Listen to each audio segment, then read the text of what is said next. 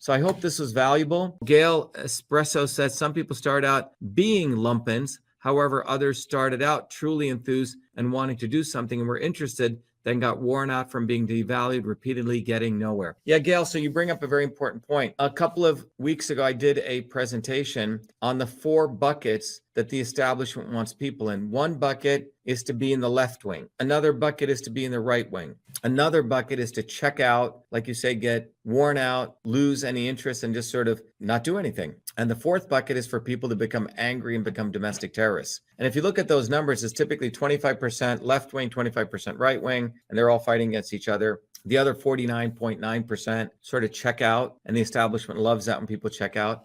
And about 0.1% roughly become domestic terrorists. They take a gun and start shooting people, and the establishment loves that because they can use that to suppress freedom. So once you understand that dynamic, it takes discipline to recognize that is happening to one, because it's very easy in an exploitative system to get depressed, to want to check out. And this is why it becomes more and more preeminent for people to build community among working people. Because when you get isolated, when you feel depressed, you're going to essentially become a quasi lumpen. You're checking out. And that's why the movement for truth, freedom, and health has created this infrastructure. It's created this environment, the educational environment, the technology environment, the community environment, so people don't get disenfranchised mentally and emotionally, that people recognize there are other people out there that you can connect with, that you can be part of a vibrant movement, that we can have a sense of not only positivity and hope, but realize there's a lot of people out there who are getting this. Some of you may know a report came out from the University of Chicago, just came out. It's interesting, a lot of the major media is not covering it, but they